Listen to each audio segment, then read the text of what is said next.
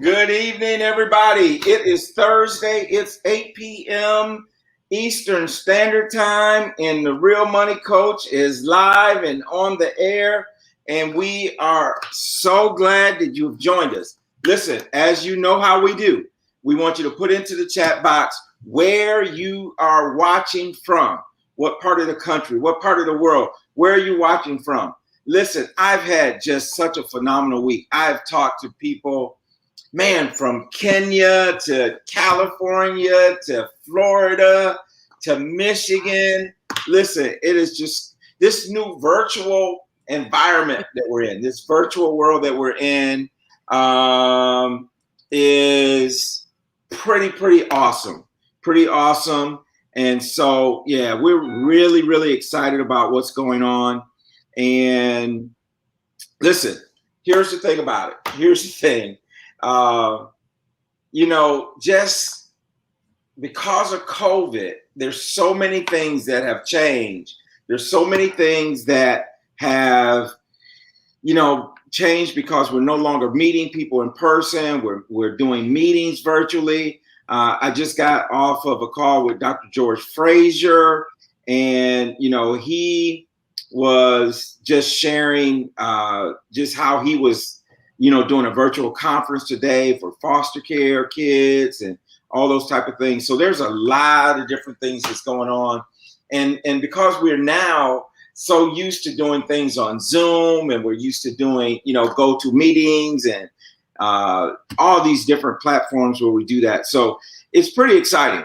So again, we just want you to just come and tell us where you are, where you're calling from, where you're watching from. And then we're going to kind of get into some topics tonight. Listen, we were really hoping to and had planned on doing something on mortgages tonight, but unfortunately our guest that was due tonight had something come up, and she's not going to be able to with us tonight. But I'm really excited because I do still have an awesome co-host that was going to be with me, and that's Michelle Mitchell, and she's going to be on the screen with us momentarily. But listen, put in the chat box where you're watching from, and I haven't seen anybody check in yet. I'm waiting for my regulars to check in. I know who you are. I know you're probably out there watching, and so we're just waiting for you guys to let us know that you got us on air. We're coming through good and all that type of great stuff. When Michelle comes on, we're going to talk a little bit about, where we are in terms of, post-tax season, right? Because we know the tax season, the deadline just ended a few days ago. And then also, we want to talk about, what's going on and how your feelings are about what's happening in the Bitcoin world. And then one of the things that I think that we're going to do tonight is we're going to talk about something that I've been working on, something that's pretty special, pretty unique. And that is, we're going to talk about your DISC profile and how you handle money. Your DISC profile and how you handle money. It's one of those things I've really been studying, putting some time into. And so we're going to do that. And hopefully, on a short notice, Chris can probably pull some of that up and we can talk about it. But that's one of the things we'll talk about tonight, because I think it's kind of revealing. It's revealing on, whether you are, and some of you are familiar with, if you're a D or you're an I. D is for how decisive you are. I is for how you interact, or whether you're stable or whether you're cautious. So we're going to talk about some of those things tonight as a little treat for you. And so, listen, let's go ahead and bring Michelle on, and let's see what's going on in Michelle's world. Hey. There she is. Hey, Michelle, how you doing? I'm doing good. How are you? Good. You got a smile on your face like, man, taxes is over. I done filed that thing. It's good. I don't have to worry about it anymore. Hey, the only people I know, Michelle, that are smiling more than you are those tax preparers. Those absolutely. Prepare taxes.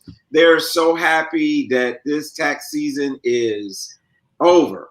Look, they not even smiling because they probably sleep. Yes, I'm sure they've had some late nights the last few nights. So yeah, I don't envy them at all. No, not one bit. And you know, the thing about it is because the tax season was extended a month, Mhm.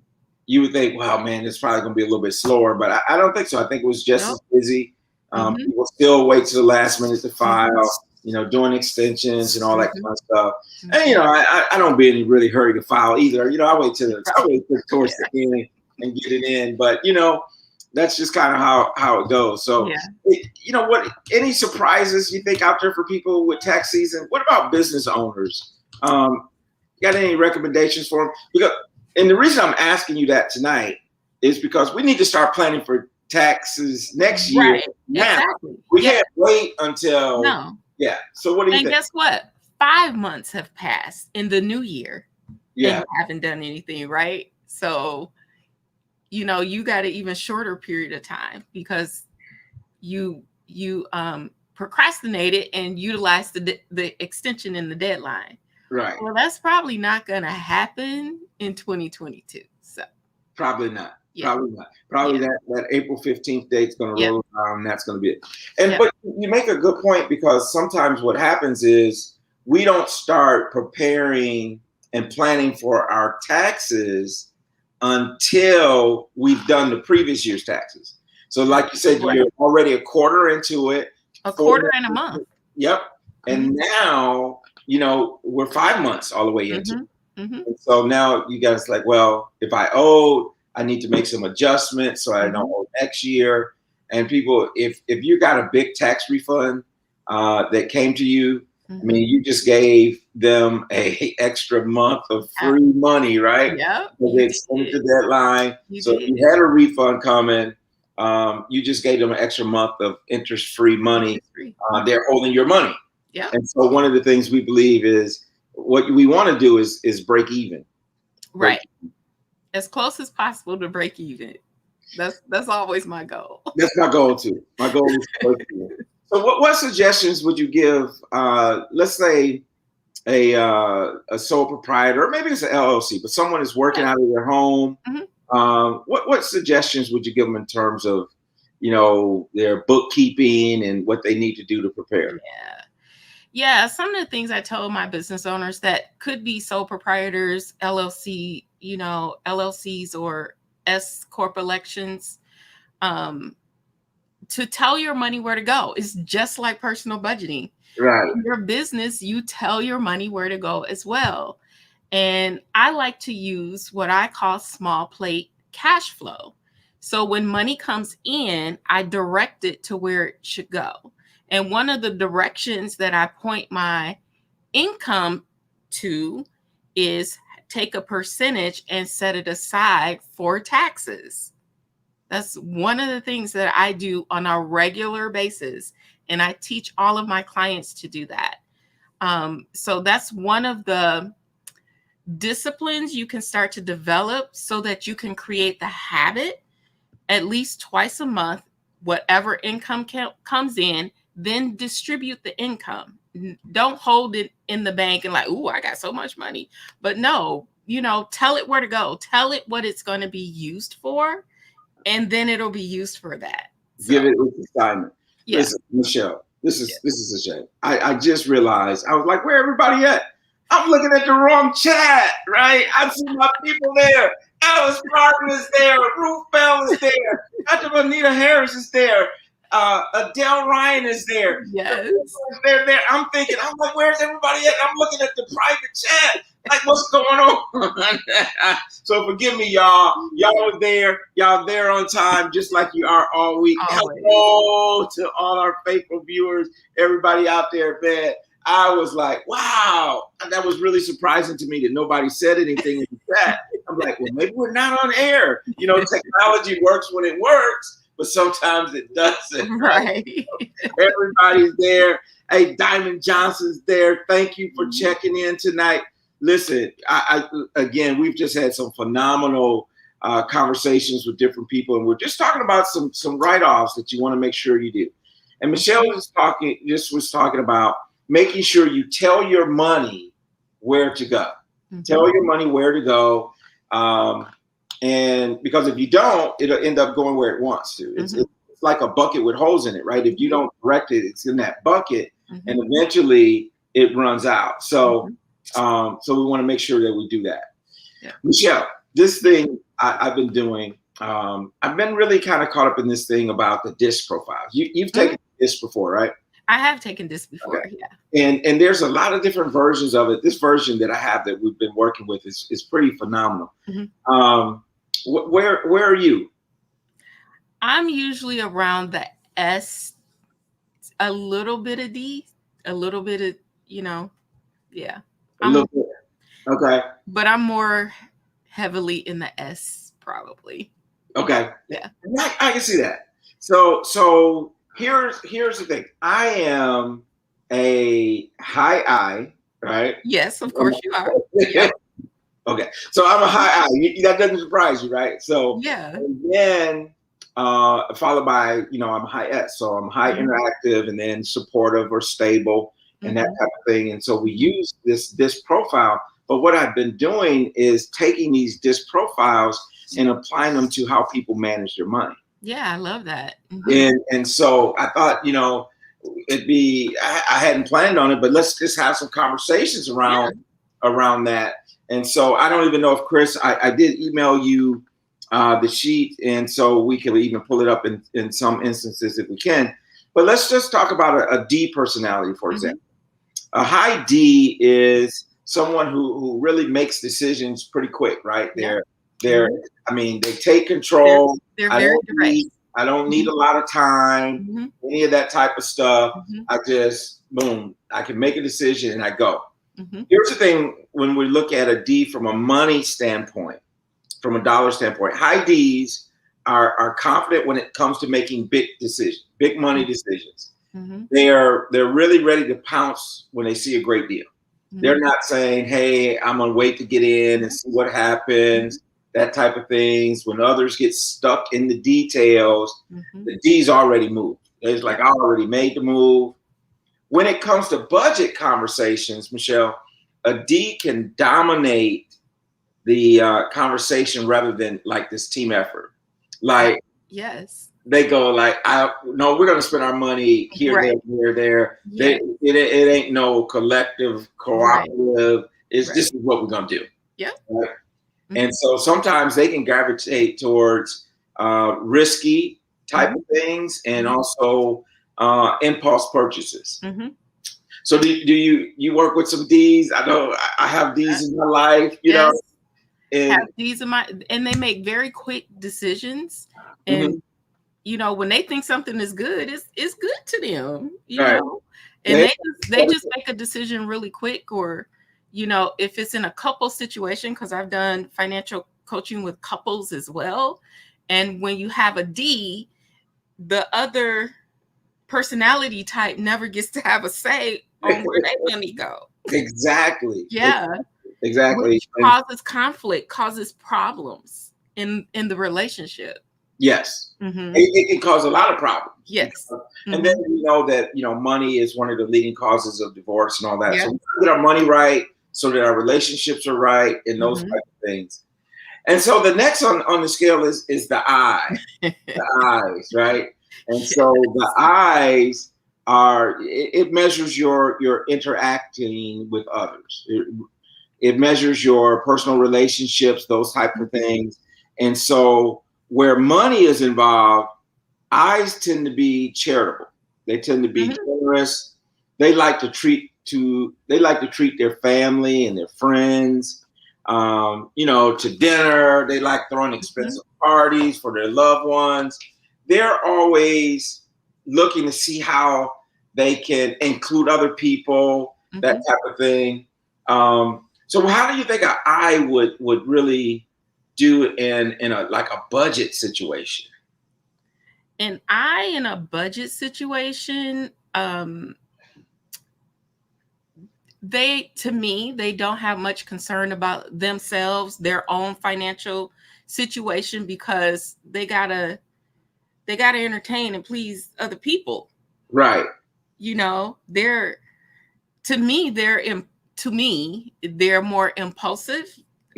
I know the D is impulsive, but the I is very outgoing, want to host the party, even if they don't have a budget. There it is, right? They don't have a budget. But they're going to do it anyway. Right. If they don't, they'll not pay something to have the party. So eyes tend to sometimes forget about the long-term goal. Yes. Mm-hmm. And they're more concerned about, let's have a good time right now. Yeah. It's, live life right now to the fullest. Yeah. It's immediate gratification, right? Yeah, we're not thinking about down the road. Yeah. So long-term goals, but we'll worry about that when we get there, right? Yeah. And so for them, they have to be more intentional about how they do their retirement planning, and understanding when you have someone that's a high I, like a budget seems like it's too restrictive. Mm-hmm. Yeah. And so even though it kind of frees them, because when you have a spending plan, it frees you to spend money liberally in those areas that you have it designated. Designated. But right. I was like, man, why we got this budget? Why we got? We got the money. So that's an I. Now we move over to the S, right? Mm-hmm. We move over to the Michelle personality. You say you're a high S. I am. And so, what do you think about a high S? What about budgeting for someone who's a high S? It's great for high S, because we steady as it goes, right? Yeah, right. Stable. We stable. We got everything covered. The lights is on, the mortgage paid, the, food in the refrigerator and the freezer and the pantry. It's in all those places. Yeah. So the S is and another thing that I think about S's is that they tend to want to bring cooperation. Yes. They want to bring cooperation. So if you're talking to an S, they got to say, well, I got to talk to my husband. I got to talk to my wife. I got to talk to Pookie and them. They got to coordinate. I got to coordinate with all. They're really team oriented, right? Mm-hmm. So they got to coordinate with all the people, making sure everybody is good. But you're right. One of the things about an S is that they stick to their budget. Yeah. So they're going to stick to their budget. Mm-hmm. I think sometimes the S can be, from an investment standpoint, they like to play it really safe. Maybe in some cases, maybe even too safe, but they like to play it safe. Yeah. Sometimes they're hoarders too. Sometimes an extremely high S is like, I ain't going to spend that money. Right. And so I think sometimes some of my clients that are extreme, I have to give them permission. Yeah. It's okay. Yeah. It's okay to spend that. It's okay. Mm-hmm. You've worked hard your whole life. You saved this money. Mm-hmm. Go ahead and do it. Yeah. And so then the third personality type, or the fourth one, is the C. The C. Mm-hmm. So a high C. What do you think about a high C? What's your take on a high C? A high C, what is it called? The complacent? Cautious. Cautious, yeah. They're very cautious about what they do with their money. Mm-hmm. They could be like the S2, where they could tend to be not wanting to spend, but they're cautious. They're not going to take a lot of risk, and they want to know what's going to happen. That's it. They want to know what's going to happen. Yeah. They got to know the detail. Yeah. They got to know what the plan is. Mm-hmm. They got to know, and when it comes to budgeting, we got to stay in this budget. Yeah. Right? They're the ones that are probably the most strict, I would say, maybe, about staying within the parameters. Oh, you went over $5. You weren't supposed to do that. Now, where we gonna get that $5 from? Listen, let me read my notes to you on this. And it's funny. It says that a person who's a high D can get frustrated if anyone goes over budget, even by a few dollars. That's a high C, right? Yeah. So you get it right on the nose. Yep. Is a person who's a high C, they really want to stay right within that time frame. The last thing they want to do is feel like they don't have control. Yeah. Mm-hmm. And and sometimes, like you said, they can can forget about spending money. They kind of hold on to it because they have their strict budget. They stick with it and that type of thing. And so I just kind of find this very interesting as we are talking about these different types of personalities. And think about it. And I would love for you, if you could, and we've talked about it you've talked about it on our show before, and it's part of our material as well, is you have the money personalities, right? So money avoidance and so can you go through those? You got those? Yeah, I don't have them off the top of my head, but the one is money avoidance. You know, you they just avoid money. They avoid looking at their bank accounts. They avoid acknowledging like where they're spending their money. You know, they just avoid it. And then there's like money diligence. Yeah, the diligence, that's probably the C. Okay. Yeah, that's probably the C money type. You know, you're pretty diligent about it. You know, you're going to be steady. You're going to be consistent about whatever you decide to do with that personality type. And then there's the trying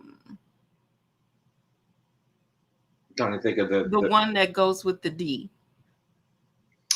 The one that goes with the D. Let me think. I'm actually looking at them right now. Yeah, it's not in there. All right.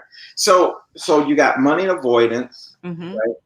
You got money diligence, which is kind of your C. And then the money worshiper.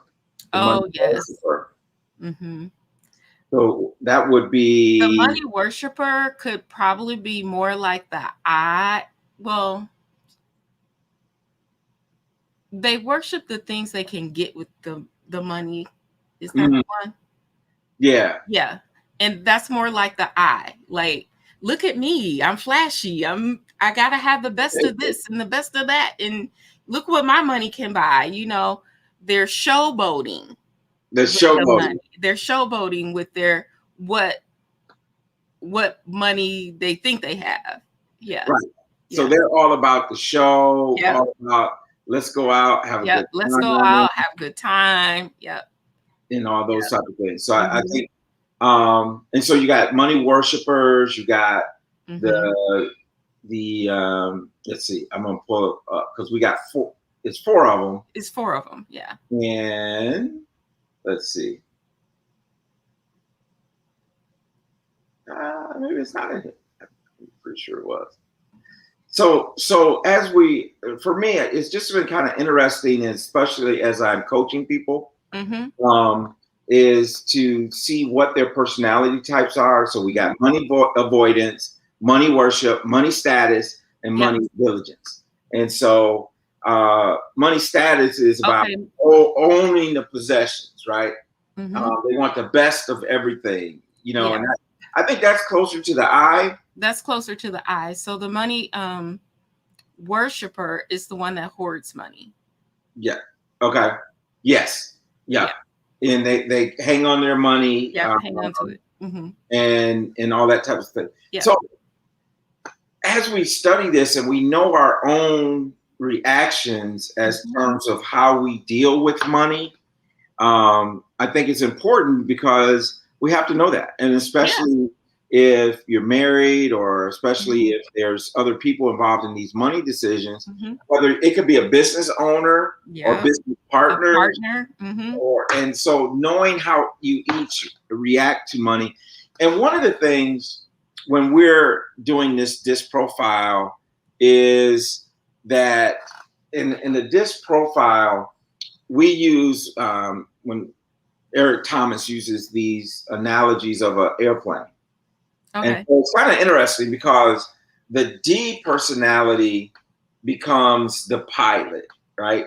So they like to be out front. They like to be, you know, they want to come over the loudspeaker. Hi, this is Tony. I'm your pilot, right?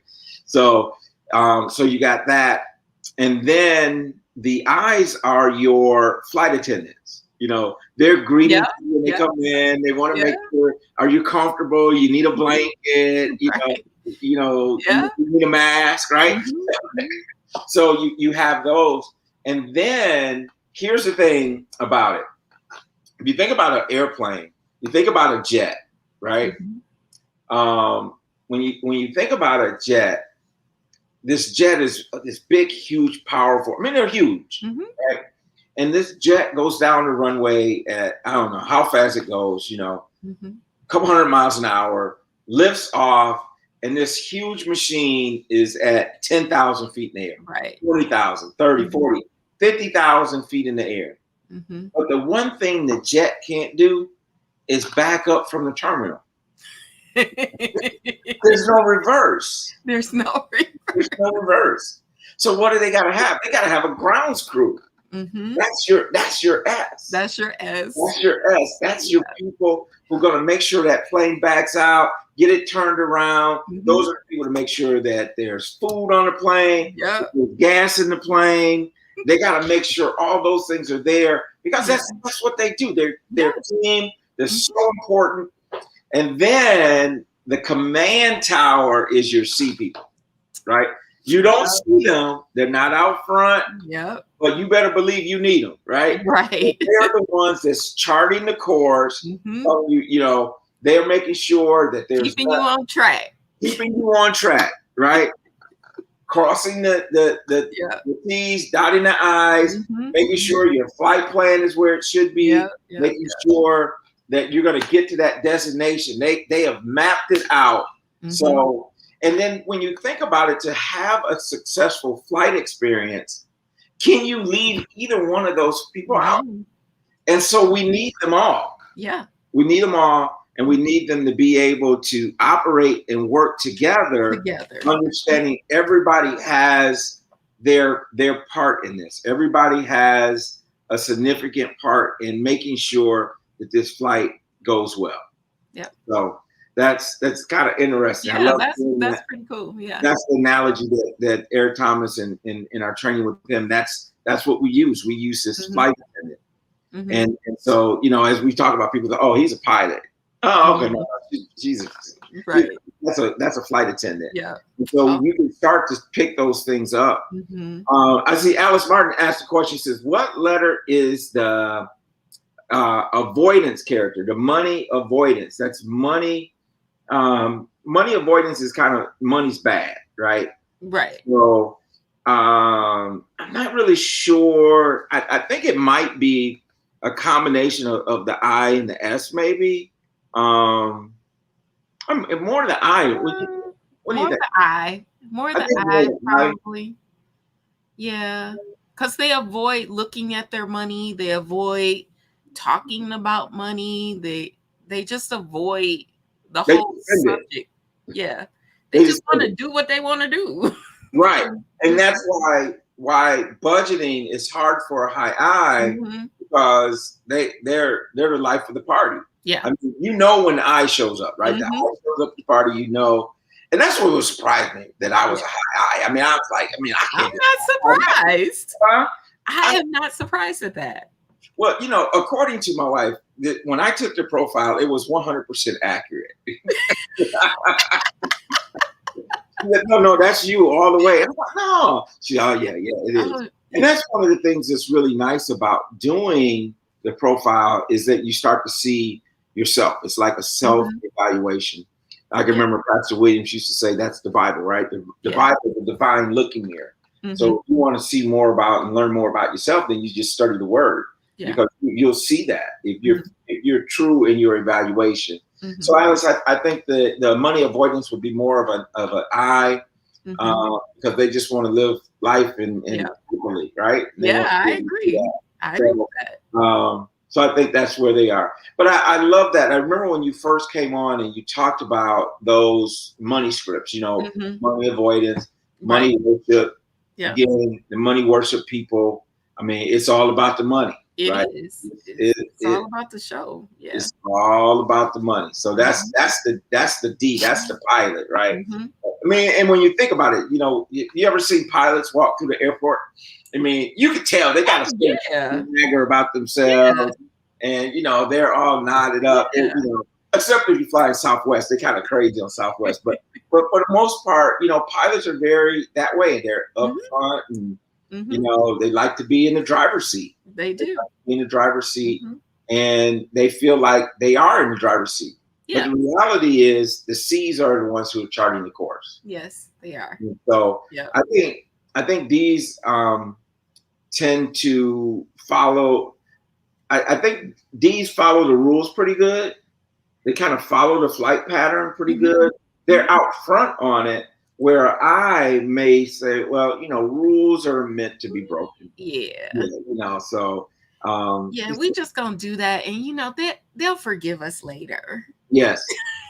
So they say things like, it's better to ask for forgiveness than permission. Yes. You heard that before, right? So that's kind of where your eyes.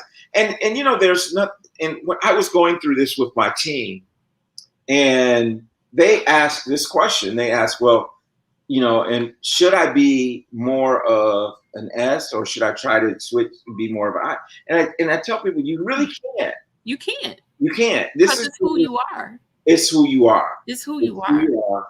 And the thing about it is recognizing who you are. Now, we all also have an adaptive score, which means if I'm being watched or I'm in a certain environment, I can adapt and become more of a S when I need to be. Right. Yeah. Or I can become more of an I when I need to be. But the thing that we have to remember is that when we're in our adaptive personality, it takes a lot more energy out of us. Yes. And so for example, if budgeting is hard for me and it's going to take energy, I'm a high I, right? Yeah. So then I probably should do that in the morning when I'm most fresh. Yeah. Or maybe on a Saturday, something like that. Because if those things that take that energy, I need to do it when like I said, when I'm fresh. When you're high energy. Things that are natural to me, I can do those later in the day because they actually give me energy. Right. They actually give me energy. And so just knowing your personality type helps kind of plan your day. It does. Because you can plan your events around, those types of things. Like, I'm not an I. I had to rest before tonight. You had to rest before tonight? Yes. Anytime I speak, I have to rest. I know I have to rest. I have to rest either before or immediately after, because it takes so much energy for me to be an I. Really? Okay. Yeah. Well, I mean, it's funny that you say that because I don't rest before. I don't rest before. You just go. You go one thing to another. I'm like, sure, I need a break for a minute. And not necessarily like laying down break like that, but my brain needs to quiet itself. You need to. Got it. So I know, like on Tuesday night, we're doing a couple classes, right? And one of the classes is for, it was Monday night. Monday night, this is what happened. So Monday night, I have a meeting, have training and all that. And then Monday night, Elisa and I were on a show talking about money in couples, right? Okay. This is out in California. So it started at 10 o'clock our time. Okay, so we started this hour-long show with Coach Adams at 10 p.m. I had an appointment with someone in California at 11:15 p.m. And so I went straight from doing that, and at least like, man, I don't know how you did it, but that's kind of, you got people that you work with on the West Coast. It's like their whole day is different. Right. So for me, I can come off of something like this and do that. Yeah. Well, some of it depends on what my day's been like, how full my day's been. Sometimes when I get done, I'm like, man, I'm just ready to chill, watch a little TV, see what's going on, and then, go to bed. But so I get it. I get it. Yeah. There's definitely a difference. And there's a difference in money. And when you put couples together, usually couples aren't the same personality types. You know what I mean? Opposites attract. They're usually opposite. So therefore you have balance. So you have balance with when it comes to your money when you have a couple, because you're usually opposite. So therefore there's one that's going to be more like an S or a C, and then the other one is going to be more like a D or an I. You know, but the S and the C is going to balance the D and the I. So what is your advice for those people who are single, or maybe single again, or maybe it might be a widow, those type of things, and they don't have that other person to balance them out? How do they create that balance when they're by themselves? Yeah, I would say just find an accountability partner that you can trust. You know, whether it's, you know, your mom, right, or a coach. No, seriously, a coach, a money. Well, I was gonna say a money coach. Like a money coach will help keep your goals in front of you, and they're accountable to what they say they're going to do. And all the coach is doing, or the accountability partner is just checking in on what you said you were going to do. That's it. No judgment, just checking in. And you know, I think that's so important, and we've done that in some of our wins classes before, especially when we get to the second round, the more advanced class. It's say, okay, everyone have an accountability partner. So if you don't have that naturally, or you don't have it as part, you know, if you're not married, it's just finding someone that you can be accountable to. And that might be someone as simple as a girlfriend or someone, and you guys say, hey, listen, we're gonna go work on our budget. We may not share the information, right? We have some accountability where, you know, hey girl, you worked on your budget, or those type. I mean, it's just like that workout partner. You're more apt to work out if you have a partner that you're working out with, you know, or checking in on your eating, making sure, you know, you're eating. I was thinking about the same thing as with your eating and dieting and all those type of things, that having a accountability partner is huge. And you know, having an accountability partner helps you get closer to what your actual goal is. They just help you get there. Because if you're doing it on your own, you can talk yourself out of it. Nah, I don't need to go work out today. Nah, I'm going to have that cupcake. You know, so, I'm going to buy that purse. Ain't nobody stopping me. You know, but when you have that accountability partner and you're checking in with each other and it's true and genuine, you know, they're going to hold you accountable for what you said you wanted your goal to be.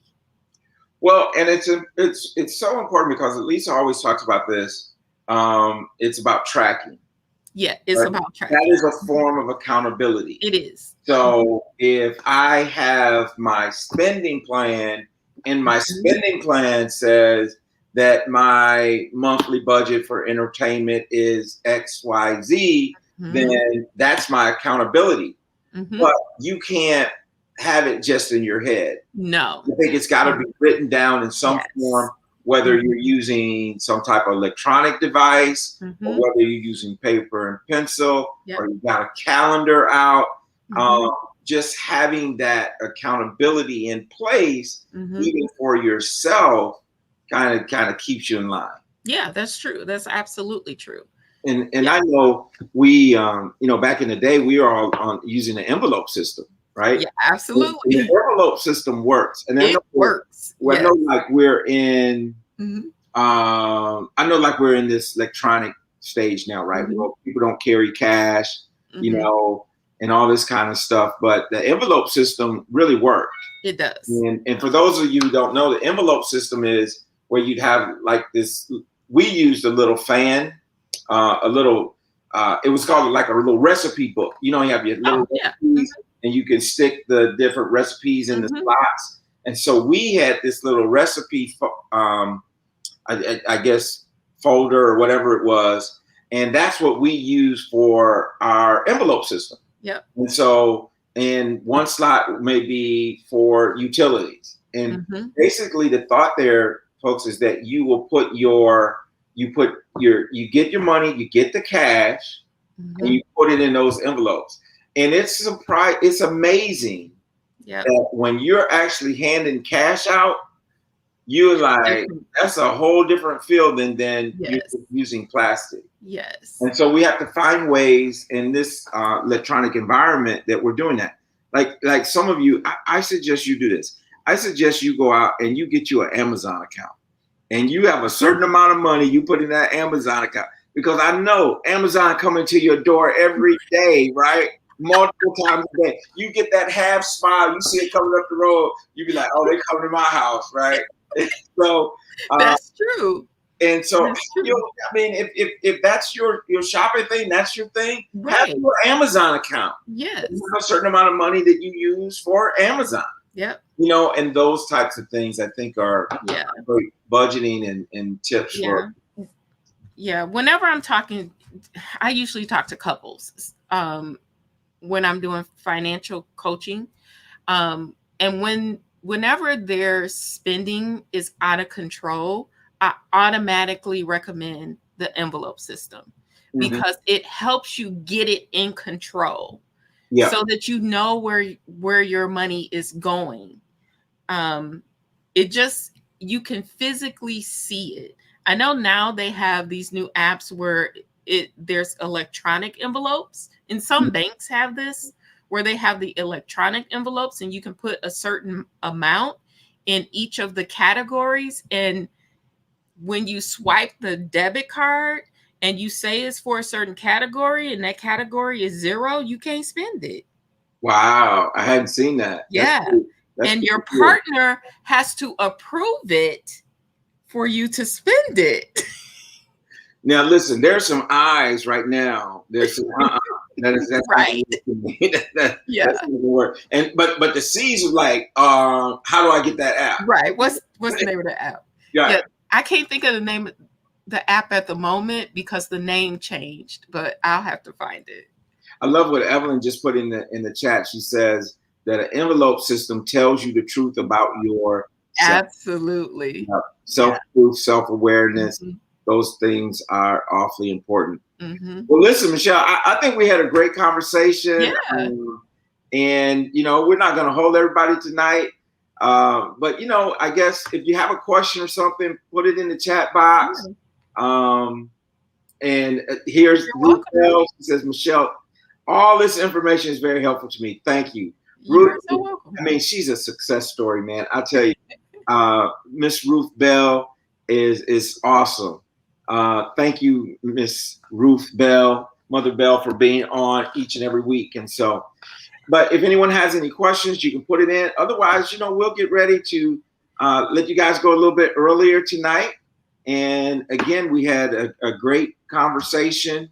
Looking forward to next week. Next week, we have, trying to think, next week is, who's going to be on next week? Oh, that's true. I would also like to say, for those of you who are watching, this is great information for young people, like the 20-somethings and older.